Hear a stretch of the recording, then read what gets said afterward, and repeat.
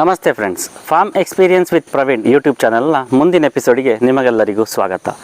ಇಂದಿನ ಈ ಎಪಿಸೋಡಿನಲ್ಲಿ ನಾವು ಕಾಳುಮೆಣಸಿನ ಗಿಡವನ್ನು ಸುಲಭವಾಗಿ ಮಲ್ಟಿಪ್ಲೈ ಮಾಡುವಂತಹ ವಿಧಾನವನ್ನು ನೋಡುವ. ಸಾಧಾರಣವಾಗಿ ಈ ಕಾಳುಮೆಣಸು ಗಿಡದಲ್ಲಿ ನಾವು ಮಲ್ಟಿಪ್ಲೈ ಮಾಡಬೇಕು ಅಂದರೆ ಹಲವು ವಿಧದ ಪ್ರೊಸೀಜರನ್ನು ಅನುಸರಿಸುತ್ತೇವೆ. ಮೊದಲನೇದಾಗಿ ರನ್ನರ್ಸ್, ಈ ಕೆಳಗಡೆ ಬಂದಿರುವ ರನ್ನರ್ಸನ್ನು ಕಟ್ ಮಾಡಿ ತಗೊಂಡೋಗಿ ನೆಡೋದು. ಮತ್ತು ಈಗಾಗಲೇ ಫೇಮಸ್ ಆಗಿರುವಂತಹ ಟಾಪ್ ಶೂಟನ್ನು ತೆಗೆದು ಕಟ್ ಮಾಡಿ ತಗೊಂಡೋಗಿ ನೆಡೋದು. ತದನಂತರ ಇರೋದು ಗ್ರಾಫ್ಟಿಂಗ್. ನಿಮ್ಗೆ ಗೊತ್ತೇ ಇದೆ, ನಮಗೆ ಬೇಕಾದ ಬಳ್ಳಿಯನ್ನು ನಾವು ಕಟ್ ಮಾಡಿ ಹೋಗಿ ಹಿಪ್ಪಿಲಿ ಗಿಡಕ್ಕೆ ಗ್ರಾಫ್ಟ್ ಮಾಡೋದು. ಇನ್ನೂ ಎರಡು ಮೆಥಡ್ ಇದೆ. ಯಾವುದು ಅಂದರೆ ಸಿಂಗಲ್ ನೋಡ್ ಕಟ್ಟಿಂಗ್ ಅಥವಾ ಡಬಲ್ ನೋಡ್ ಕಟ್ಟಿಂಗ್ ಅಂತ. ನಿಮ್ಗದು ಆಲ್ರೆಡಿ ಬೇರೆ ಬೇರೆ ವಿಡಿಯೋದಲ್ಲಿ ನೀವು ನೋಡಿರ್ತೀರ. ನಮಗೆ ಬೇಕಾಗುವಂತಹ ಕಡ್ಡಿಗಳನ್ನು ಸೆಲೆಕ್ಟ್ ಮಾಡಿ ಅದನ್ನ ತಗೊಂಡೋಗಿ ಒಂದು ನೋಡನ್ನು ತೊಟ್ಟೆಯಲ್ಲಿ ಹಾಕಿ ನಾವು ಅದನ್ನ ಮಲ್ಟಿಪ್ಲೈ ಮಾಡೋದು. ಇನ್ನೊಂದು famous method root ball. So ಈ ವಿಡಿಯೋದಲ್ಲಿ ನಾವು ರೂಟ್ ಬಾಲ್ ಮುಖಾಂತರ ನಾವು ಹೇಗೆ ಕಾಳುಮೆಣಸು ಗಿಡವನ್ನು ಮಲ್ಟಿಪ್ಲೈ ಮಾಡಬಹುದು ಅನ್ನೋದ್ರ ಬಗ್ಗೆ ತಿಳಿದುಕೊಳ್ಳುವ. ಈಗ ನಾವು ನೋಡುವ ಈ ರೂಟ್ ಬಾಲಿಗೆ ನಾವು ಮೀಡಿಯಾವನ್ನು ಹೇಗೆ ಫಿಲ್ ಮಾಡೋದು ಅಂತ. ನಾನಿಲ್ಲಿ ಉಪಯೋಗ ಮಾಡಿದ್ದು ಸ್ವರ್ಗಸಾರ. ಈ ಸ್ವರ್ಗಸಾರ ಗೊಬ್ಬರವನ್ನೇ ನಾನು ಯಾಕೆ ಸೆಲೆಕ್ಟ್ ಮಾಡಿದೆ ಅಂದರೆ, ಈ ಸ್ವರ್ಗಸಾರದಲ್ಲಿ ದೇಸಿ ಹಸುವಿನ ಸಗಣಿ, ಅದರ ಜೊತೆಗೆ ಬೇವಿನ ಹಿಂಡಿ ಮತ್ತು ಹರಳಿಂಡಿ ಜೊತೆಗೆ ಜೀವಾಮೃತ, ಇದು ಮೂರು ಮಿಕ್ಸ್ ಆಗಿದೆ. ವೆರಿ ಇಂಪಾರ್ಟೆಂಟ್ ಆಗಿ ಇದರಿಂದ ಹೆಚ್ಚು ಪ್ರಾಮುಖ್ಯತೆ ಇರೋದು ಸ್ವರ್ಗಸಾರದ ಫಿಸಿಕಲ್ ಪ್ರಾಪರ್ಟಿ. ಇಲ್ಲಿ ನಾನು ನಿಮಗೆ ತೋರಿಸ್ತೇನೆ ನೋಡಿ. ಇದು ಸ್ವರ್ಗಸಾರದ ಫಿಸಿಕಲ್ ಪ್ರಾಪರ್ಟಿ. ಅದರ ಎಷ್ಟು ಚೆನ್ನಾಗಿದೆ ನೋಡಿ. ಹರಳಾಗಿ ಯಾವುದೇ ರೀತಿಯ ಬೇರೆ ಮಿಶ್ರಣ ಇಲ್ಲದೆ ತುಂಬ ಚೆನ್ನಾಗಿ ಮೂಡಿ ಬರ್ತಾ ಇದೆ ಈ ಸ್ವರ್ಗಸಾರ ಅನ್ನುವ ಗೊಬ್ಬರ. ಈ ಸ್ವರ್ಗಸಾರದಲ್ಲಿ ಇರುವಂತಹ ಈ ದೇಸಿ ಸಗಣಿ ಇರಬಹುದು ಅಥವಾ ನೀಮ್ ಸೀಡ್ ಎಕ್ಸ್ಟ್ರಾಕ್ಟ್ ಇರ್ಬೋದು, ಕ್ಯಾಸ್ಟರ್ ಅಂದರೆ ಹರಳಿಂಡಿ, ಅದರ ಜೊತೆಗೆ ಜೀವಾಮೃತ, ಇದು ಎಲ್ಲವೂ ಮಿಕ್ಸ್ಚರ್ ಇರುವ ಕಾರಣ ಇದು ರೂಟಿಂಗ್ ಬರಲಿಕ್ಕೆ ತುಂಬ ಉತ್ತಮವಾದ ಮೀಡಿಯಾ. ಹಾಗಂತ ನಾವು ಸ್ವರ್ಗಸಾರವೇ ಉಪಯೋಗ ಮಾಡಬೇಕು ಅಂತಿಲ್ಲ. ಯಾವುದೇ ರೀತಿಯ ಸಾವಯವ ಗೊಬ್ಬರ ಇದ್ದರೂ ಕೂಡ ನಾವು ಇದಕ್ಕೆ ರೂಟಿಂಗ್ ಮೀಡಿಯಾಗಿ ಯೂಸ್ ಮಾಡಬಹುದು. ನನಗೆ ಇಲ್ಲಿ ಸ್ವರ್ಗಸಾರ ಸುಲಭವಾಗಿ ಸಿಗ್ತಾ ಇರುವ ಕಾರಣ ನಾನು ಈ ಸ್ವರ್ಗಸಾರವನ್ನು ಉಪಯೋಗ ಮಾಡ್ತೇನೆ. ಸಾಧಾರಣವಾಗಿ ಕೋಕೋಪೀಟ್ ಹಾಕ್ತಾರೆ ಅಥವಾ ಸಾವಯವ ಗೊಬ್ಬರ ಯಾವುದೇ ಆಗಿರಬಹುದು, ಅದೇ ಸಾವಯವ ಗೊಬ್ಬರವನ್ನು ಯೂಸ್ ಮಾಡಬಹುದು. ಈಗ ನೋಡಿ, ಈ ರೂಟ್ ಬಾಲು 2-3 ಥರ ಬರ್ತದೆ. ಇದು ಸಣ್ಣ ಸೈಜು 12ರಿಂದ 15 ರೂಪಾಯಿ ರೇಂಜಲ್ಲಿ ಮಾರ್ಕೆಟಲ್ಲಿ ಸಿಗ್ತದೆ. ಇದಕ್ಕಿಂತ ನೆಕ್ಸ್ಟ್ ಸೈಜ್ 20 ರೂಪಾಯಿ ಸಿಗ್ತದೆ, 30 ರೂಪಾಯಿಗೂ ಸಿಗ್ತದೆ. ನಾನಿಲ್ಲಿ ಸಣ್ಣದೇ ಸಾಕು ಅಂತ ಈ ಸಣ್ಣದನ್ನ ಉಪಯೋಗ ಮಾಡ್ತೇನೆ. ಮೊದಲಿಗೆ ಎಂತ ಮಾಡಬೇಕು, ಈ ಸ್ವರ್ಗಸಾರವನ್ನು ಒಂದು ಬಾಸ್ಕೆಟ್ಗೆ ಹಾಕಿ ಇದಕ್ಕೆ ಸ್ವಲ್ಪ, ಅದರಲ್ಲಿ ತೇವಾಂಶ ಸ್ವಲ್ಪ ಕಮ್ಮಿ ಇರ್ತದೆ, ನಮಗೆ ರೂಟ್ ಬರಲಿಕ್ಕೆ ತೇವಾಂಶ ಚೆನ್ನಾಗಿ ಬೇಕು. 1-2 ಮಗ್ಗಿನಷ್ಟು ನೀರು ಹಾಕಿ, ಸಾಧಾರಣ ನೋಡಿ ಹೀಗೆ ಹಿಂಡುವಾಗ ನಮಗೆ ನೀರು ಹೀಗೆ ಬರಬೇಕು. ಒಂದು ಮುಷ್ಟಿ ಸ್ವರ್ಗಸಾರದಲ್ಲಿ ಅಷ್ಟು ಬರ್ತಾ ಇರೋದಿಲ್ಲ. ನಾನು ಅದಕ್ಕೆ ನೀರು ಹಾಕಿ ಸ್ವಲ್ಪ ನೋಡಿ ಈ ಥರ ನೀರು ಬರುವ ಹಾಗೆ ಮಾಡಿದ್ದೇನೆ. ಹಿಂಡುವಾಗ ಇಷ್ಟು ನಾವು ಮಾಯಿಶ್ಚರ್ ಅಂಶ ಅದರಲ್ಲಿ ಇಟ್ಕೊಂಡು ನಂತರ ಸ್ವರ್ಗಸಾರವನ್ನು ಹೀಗೆ ಫಿಲ್ ಮಾಡಬೇಕು. ಕ್ಯಾಪಿಗೆ ಫಿಲ್ ಮಾಡುವಾಗ, ರೂಟ್ ಬಾಲ್ಗೆ ಫಿಲ್ ಮಾಡುವಾಗ ರೂಟ್ ಬಾಲ್ ಟೈಟ್ ಆಗಿರಬೇಕು. ಆ ಥರ ಫಿಲ್ ಮಾಡಬೇಕು. 2 ಸೈಡ್ ಲೆವೆಲ್ ಬರುವ ಹಾಗೆ ಫಿಲ್ ಮಾಡಿ ನೋಡಿ. ಕಾಂಪ್ಯಾಕ್ಟ್ ಆಯ್ತು. ಇಲ್ಲಿ ನಾವಿಲ್ಲಿ ಕಾಂಪ್ಯಾಕ್ಟ್ ಮಾಡಿಲ್ಲ, ಸುಮ್ಮನೆ ಫಿಲ್ ಮಾಡಿದ್ವಿ ಅಂದರೆ ಅಲ್ಲಿಗೆ ಹಾಕಿದ ಮೇಲೆ ಮಳೆ ಎಲ್ಲ ಬಂದಾಗ ಅದೆಂತ ಆಗ್ತದೆ, ನಾವು ಇದನ್ನ ಮುಚ್ಚಿಟ್ಟಿರ್ತೇವಲ್ವ, ಮುಚ್ಚಿಟ್ಟಾಗ ಗ್ಯಾಪ್ ಫಾರ್ಮೇಷನ್ ಆಗ್ತದೆ. ಆ ಗ್ಯಾಪ್ ಬರಬಾರ್ದು, ಏರ್ ಟೈಟಾಗಿ ಕೂರಬೇಕು. ಅದಕ್ಕೆ ಇಲ್ಲಿ ನಾವು ಪ್ರೆಸ್ ಮಾಡಬೇಕು. ಗಟ್ಟಿ ಪ್ರೆಸ್ ಮಾಡಿ ಆದಮೇಲೆ ಈ ಥರ ಮಧ್ಯೆಯಿಂದ ಮಡಚುವ ಜಾಗ ಸ್ವಲ್ಪ ಕ್ಲೀನ್ ಮಾಡ್ಕೋಬೇಕು. ಪ್ಲಸ್ ಈ ಥರ ಕ್ಲೀನ್ ಮಾಡಿಕೊಂಡು, ಮಡಚುವ ಜಾಗ ಕ್ಲೀನ್ ಮಾಡಿಕೊಂಡು, ಈ ಥರ ಮಡಚಲಿಕ್ಕೆ ಆಗ್ತದೆ ಅಂತ ಗೊತ್ತಾದ ತಕ್ಷಣ ಅದನ್ನ ಈಗ ಇಡಬೇಕು. ಸೊ ಮುಂಜಾನೆ ಹೊತ್ತು ಅಥವಾ ಮುಸ್ಸಂಜೆ ಹೊತ್ತು ನಾವು ಫ್ರೀ ಇದ್ದಾಗ ಈ ಕೆಲಸವನ್ನು ಮಾಡಿಕೊಂಡ್ರೆ ನೆಕ್ಸ್ಟ್ ಡೇ ಮಾರ್ನಿಂಗು ಅಥವಾ ಅದೇ ದಿನ ಈ ಥರ ಮಾಡಿ ನಾವು ಇಟ್ಬಿಡಬೇಕು. ನೆಕ್ಸ್ಟ್ ಬೆಳಿಗ್ಗೆ ಕೆಲಸ ಶುರುವಾಗೋ ಸಮಯದಲ್ಲಿ ನಮಗೆ ಸೀದಾ ತಗೊಂಡೋಗಿ ಇದನ್ನ ಹಾಕ್ತಾ ಬರ್ಬೋದು. ಪ್ಲಗ್ ಆ್ಯಂಡ್ ಪ್ಲೇ, ತುಂಬ ಈಸಿ ಮೆಥಡ್ ಇದೆ ಇದು. ಈ ಥರ ರೆಡಿ ಆದ ತಕ್ಷಣ ಇದನ್ನು ಈ ಥರ ಬಕೆಟಲ್ಲಿ ಇಟ್ಬಿಡಬೇಕು.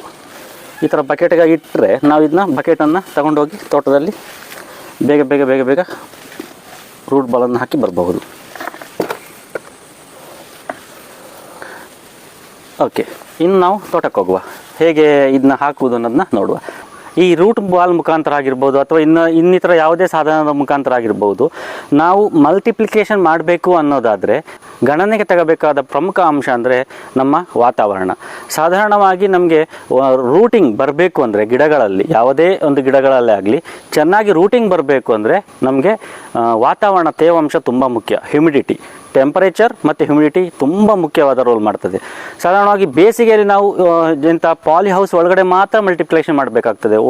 ಓಪನ್ ಫೀಲ್ಡಲ್ಲಿ ನಮಗೆ ಬೇರು ಬರೆಸಲಿಕ್ಕೆ ತುಂಬ ಕಷ್ಟ, ಯಾಕಂದರೆ ಹ್ಯುಮಿಡಿಟಿ ಕಮ್ಮಿ ಇರ್ತದೆ.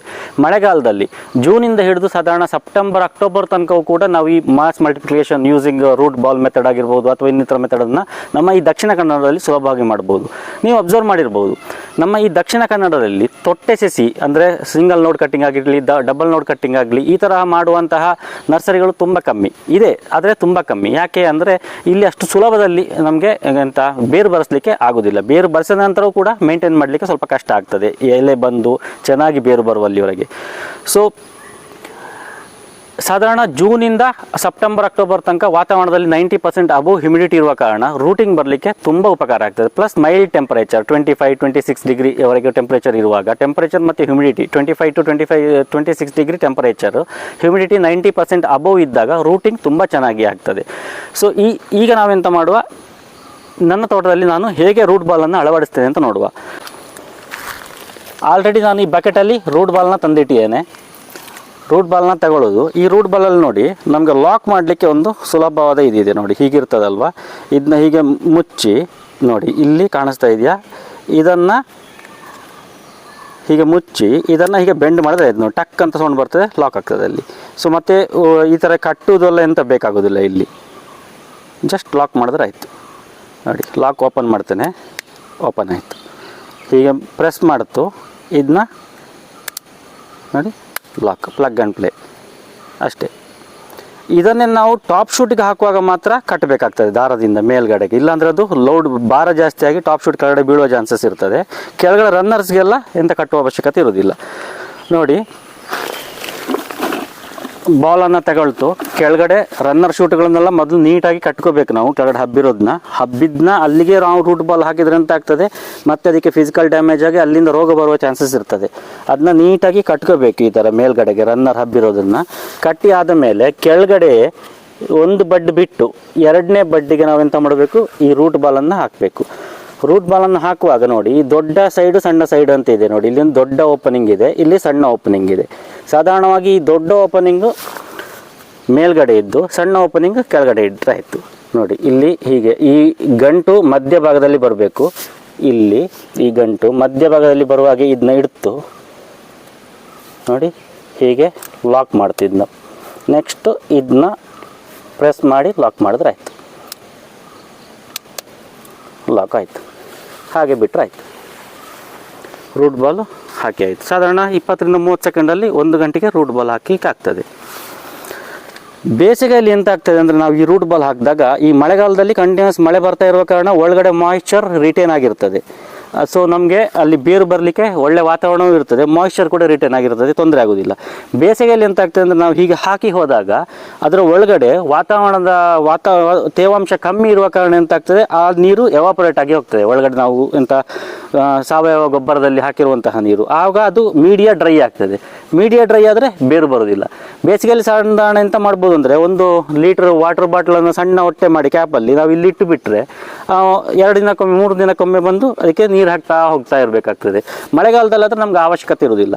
ರೂಟ್ ಬಾಲ್ ಹಾಕ್ತು ನಾವು ಒಂದು ಸಾಧಾರಣ 40-60 ದಿನದವರೆಗೆ ಕಾಯಬೇಕಾಗ್ತದೆ. ಈ ವರ್ಷ ಅಬ್ಸರ್ವ್ ಮಾಡಿರ್ಬೋದು, ಈ ವರ್ಷ ಸುಮಾರು ಕೃಷಿಕರು ರೂಟ್ ಬಾಲ್ ಮಾಡಿದ್ದಾರೆ ಜೂನಲ್ಲಿಯೇ. ಬಟ್ ಎಂತ ಆಗ್ತಿದೆ, ಜುಲೈ ಆಗಸ್ಟ್ ಆದರೂ ಬೇರಿನ ಬೆಳವಣಿಗೆ ಚೆನ್ನಾಗಿ ಬಂದಿಲ್ಲ ಈ ವರ್ಷ. ಕಾರಣ ಏನಿರ್ಬೋದು, ಹ್ಯುಮಿಡಿಟಿ ತುಂಬ ಚೆನ್ನಾಗಿಯೇ ಇತ್ತು, ಆದರೆ ಬಿಸಿಲಿನ ಅಭಾವ ಇತ್ತು. ನಮಗೆ ಟೆಂಪರೇಚರೇ ಮೇಂಟೈನ್ ಆಗಿರಲಿಲ್ಲ. ನಮಗೆ ಫೋಟೋಸಿಂಥಸಿಸ್ ಆಗಲಿಕ್ಕೆ, ಅದಕ್ಕೆ ಬೇರು ಬರಲಿಕ್ಕೆ ಎಂಥ ವಾತಾವರಣ ಬೇಕಿತ್ತು, ಪೂರಕ ವಾತಾವರಣದಲ್ಲಿ ಒಂದು ವಾತಾವರಣ ನಮಗೆ ಸಿಕ್ಕೇ ಇರಲಿಲ್ಲ. ಸೊ ಜೂನ್ ಜುಲೈಯಲ್ಲಿ ಕಂಪ್ಲೀಟ್ ನಮಗೆ ಬಿಸಿಲೇ ಇಲ್ಲದ ಕಾರಣ ಬೇರಿನ ಬೆಳವಣಿಗೆ ತುಂಬ ನಿಧಾನವಾಗಿ ಆಗ್ತಾ ಇತ್ತು. ಸೊ ಯಾರ್ಯಾರು ಈ ವರ್ಷ ಜೂನಲ್ಲಿ ರೂಟ್ ಬಾಲ್ ಹಾಕಿದ್ರಲ್ಲ ಅವರಿಗೆಲ್ಲ ಸ್ವಲ್ಪ ಡಿಲೇ ಆಗಿದೆ. ಅದಕ್ಕೆ ನಾನು ಎಂತ ಮಾಡಿದೆ, ಜೂನ್ ಜುಲೈಯಲ್ಲಿ ಸ್ವಲ್ಪ ಹಾಲ್ಟ್ ಮಾಡಿದೆ. ಈಗ ಆಗಸ್ಟ್ ಎಂಡ್ ಸೆಪ್ಟೆಂಬರಲ್ಲಿ ಬಿಸಿಲು ಬರೋಕ್ಕೆ ಸ್ಟಾರ್ಟ್ ಆಯ್ತಲ್ವ, ಇವಾಗ ನಾನು ರೂಟ್ ಬಾಲ್ ಹಾಕಲಿಕ್ಕೆ ಶುರು ಮಾಡಿದೆ. ಇವಾಗ ಎಂತ ಆಗ್ತದೆ, ಸಾಧಾರಣ 40-60 ದಿನದಲ್ಲಿ ಬೇರಿನ ಬೆಳವಣಿಗೆ ಚೆನ್ನಾಗಿ ಬರ್ತದೆ. ಕಳೆದ ವರ್ಷ ನಾನು ಸಾಧಾರಣ ಅಕ್ಟೋಬರಲ್ಲೇನೋ ರೂಟ್ ಬಾಲ್ ಹಾಕಿದ್ದೆ. ಆವಾಗ ಹ್ಯುಮಿಡಿಟಿ ಕಮ್ಮಿ ಆಗ್ತಾ ಇತ್ತು, ಆದರೂ ಕೂಡ ನನಗೆ 70-80 ದಿನ ತಗೊಂಡಿತ್ತು ಆ ಸಮಯದಲ್ಲಿ ಒಳ್ಳೆಯ ರೂಟ್ ಬಾಲ್ ಬರಲಿಕ್ಕೆ, ರೂಟ್ ಫಾರ್ಮೇಷನ್ ಆಗಲಿಕ್ಕೆ. ಸೊ ಅದರ ಕಳೆದ ವರ್ಷದ ಮಾಡಿದ ಫೋಟೋಸ್ ಕೂಡ ನಾನು ಈಗ ನಿಮ್ಮ ಜೊತೆ ಹಂಚಿಕೊಳ್ತಾ ಇದ್ದೇನೆ.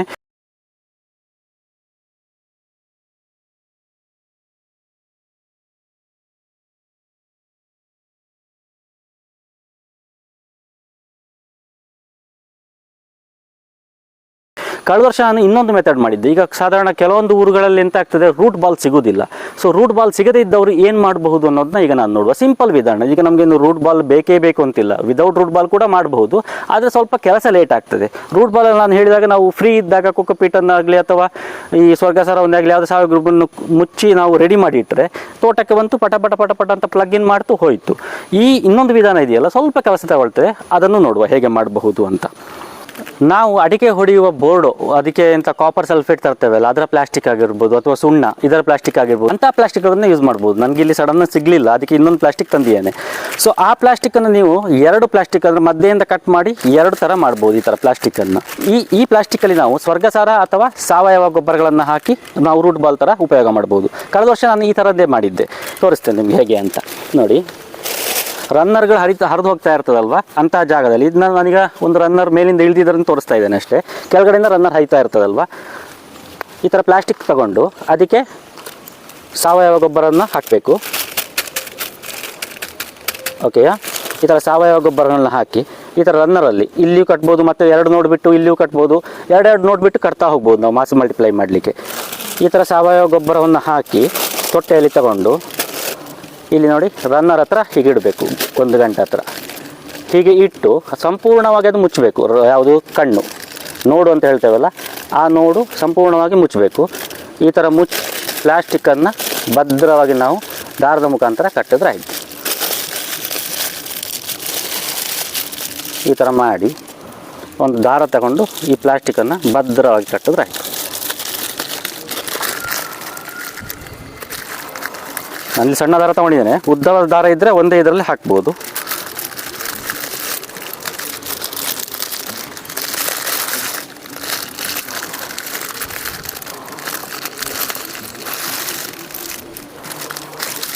ಈ ಥರ ಕಟ್ಟಿದರೆ ಆಯಿತು. ಸಿಂಪಲ್ಲಾಗಿ ಕಟ್ಟಿ ಅದನ್ನ ಬಿಡ್ಬೋದು, ಇಲ್ಲ ಮೇಲೆ ಹೀಗೆ ಕಟ್ಟಿಟ್ರೆ ಆಯಿತು. ಸಾಧಾರಣ 60 ದಿನ ಆದಮೇಲೆ ನಿಮಗೆ ಈ ಪ್ಲಾಸ್ಟಿಕ್ಕಿನ ಹೊರಗಡೆ ಕಾಣ್ತದೆ ಬೇರು ಬಂದಿರೋದು. ರೂಟ್ ಬಾಲಲ್ಲೂ ಅಷ್ಟೇ, ಬಿಳಿಯ ರೂಟ್ ಬಾಲ್ ಮತ್ತು ಕಪ್ಪು ರೂಟ್ ಬಾಲ್ ಅದು ಡಿಫ್ರೆನ್ಸ್. ಕಪ್ಪಾಗಿರುವ ರೂಟ್ ಬಾಲಲ್ಲಿ ನಮಗೆ ರೂಟ್ ಫಾರ್ಮೇಷನ್ ಗೊತ್ತಾಗೋದಿಲ್ಲ, ಓಪನ್ ಮಾಡಿಯೇ ನೋಡಬೇಕಾಗ್ತದೆ. ವೈಟ್ ರೂಟ್ ಬಾಲಲ್ಲಿ ಆದರೆ ನಮಗೆ ಹೊರಗಡೆಯಿಂದಲೇ ರೂಟ್ ಫಾರ್ಮೇಷನ್ ಆಗಿರೋದು ಕಾಣ್ತದೆ. ಪ್ಲಾಸ್ಟಿಕಲ್ಲೂ ಅಷ್ಟೇ, ವೈಟ್ ಟ್ರಾನ್ಸ್ಪರೆಂಟ್ ಇದ್ದರೆ ನಮಗೆ ಇಲ್ಲಿ ಬೇರು ಬಂದಿರೋದು ಕಾಣ್ತದೆ. 40 ದಿನ ಆದಮೇಲೆ ಬಂದು ನೋಡ್ಬೋದು ರೂಟ್ ಫಾರ್ಮೇಷನ್ ಆಗಿದೆಯಾ ಅಂತ, ಇಲ್ಲಾಂದರೆ ಇನ್ನೊಂದು 10 ದಿನ ಬಿಟ್ಟು, ಮತ್ತೊಂದು 10 ದಿನ ಬಿಟ್ಟು. ಸೊ ರೂಟ್ ಫಾರ್ಮೇಷನ್ ಆದ ಮೇಲೆ ನಾವು ಎಂತ ಮಾಡಬೇಕು, ರೂಟ್ ಬಾಲೇ ಆಗಲಿ ಇದೇ ಆಗಲಿ, ರೂಟ್ ಫಾರ್ಮೇಷನ್ ಆದಮೇಲೆ ಮೇಲ್ಗಡೆ ಇನ್ನೂ ನಾವು ರೂಟ್ ಬಾಲ್ ಕಟ್ಟಿದರೆ ಅದರ ಕೆಳಗಡೆ ಕಟ್ ಮಾಡ್ತು. ಇಲ್ಲಿಯೂ ಅಷ್ಟೇ, ಇಲ್ಲಿ 1 ನೋಡಿಬಿಟ್ಟು ಕಟ್ ಮಾಡ್ತು.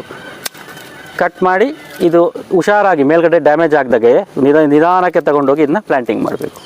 ಟಾಪ್ ಶೂಟ್ ಅಂದರೆ ಖಾಲಿ ಮೇಲೆ ಬರೋದು ಮಾತ್ರ ಟಾಪ್ ಶೂಟ್ ಅಂತ ನಾವು ತಿಳ್ಕೊಬಾರ್ದು. ಎಂತಾಗ್ತದೆ, ರನ್ನರ್ಸ್ ಹೊಸ ರನ್ನರ್ಸನ್ನು ನಾವು ಕಟ್ಟಿರ್ತೇವಲ್ಲ, ಅದು ಕೆಳಗಡೆಯಿಂದ ಮೇಲೆ ಬಂದು ಮಧ್ಯದಲ್ಲಿ ಎಲ್ಲಿ ಆದರೂ ಟಾಪ್ ಶೂಟ್ ಆಗಿ ಕನ್ವರ್ಟ್ ಆಗಿರ್ತದೆ. ಫಾರ್ ಎಕ್ಸಾಂಪಲ್ ಇದು ನೋಡಿ, ಈ ಗಿಡ ಈ ಬಳ್ಳಿ ಕೂಡ ಟಾಪ್ ಶೂಟ್. ನಿಮ್ಗೆ ಇಲ್ಲಿ ಈಲ್ಡಿಂಗ್ ಬ್ರಾಂಚಸ್ ಕಾಣ್ತಾ ಇರಬಹುದು, ಟಿಪ್ ಗ್ರೋಯಿಂಗಲ್ಲಿದೆ, ಇದು ಈಲ್ಡಿಂಗ್ ಬ್ರಾಂಚಸ್ ಇದೆ ನೋಡಿ ಇಲ್ಲಿ, ಇದು ಟಾಪ್ ಶೂಟಾಗಿ ಕನ್ವರ್ಟ್ ಆಗಿದೆ. ಈ ತರಹ ನಮಗೆ ಇದಕ್ಕೂ ಕೂಡ ನಾವು ರೂಟ್ ಬಾಲನ್ನು ಹಾಕ್ಬೋದು. ಸಾಧಾರಣವಾಗಿ ಈ ಸಮಯದಲ್ಲಿ ಎಂತಾಗ್ತದೆ, ನಾನು ಏಣಿ ಇಟ್ಟು ಮೇಲೆ ಹೋಗಿ ಟಾಪ್ ಶೂಟಿಗೆ ರೂಟ್ ಬಾಲ್ ಹಾಕ್ಲಿಕ್ಕೆ ಹೋದರೆ ಗೆರೆಗಳಿಗೆಲ್ಲ ಡ್ಯಾಮೇಜ್ ಆಗ್ತದೆ, ಈಲ್ಡಿಂಗ್ ಬ್ರಾಂಚಸ್ ಕೂಡ ಡ್ಯಾಮೇಜ್ ಆಗ್ತದೆ. ಅಂಥದ್ದನ್ನ ಅವಾಯ್ಡ್ ಮಾಡ್ಲಿಕ್ಕೆ ಅಂತ ಮಾಡ್ತೇನೆ, ಈಗ ಈ ಥರ ಟಾಪ್ ಶೂಟ್ ನಮ್ಮ ಗಿಡದಲ್ಲಿ ಇಲ್ಲಿ ಅಂತ ಸುತ್ತ ಹುಡುಕಬೇಕು. ಈ ಥರ ಸಿಕ್ಕಿದಾಗ ಅದರದ್ದು ಕೆಳಗಡೆ ಈ 1-2 ಈಲ್ಡಿಂಗ್ ಬ್ರಾಂಚಸ್ಸನ್ನು ಬಿಟ್ಟು ಕೆಳಗಡೆ ನೋಡು ಎಲ್ಲಿದೆ ಅಂತ ನೋಡಬೇಕು. ನೆಕ್ಸ್ಟ್ ಬೆಸ್ಟ್ ನೋಡಿ ಇಲ್ಲಿ ಅದರ ನೋಡಿದೆ, ಅಲ್ಲಿಗೆ ರೂಟ್ ಬಾಲನ್ನು ಹಾಕಿ ಲಾಕ್ ಮಾಡಿದ್ರೆ ಆಯಿತು.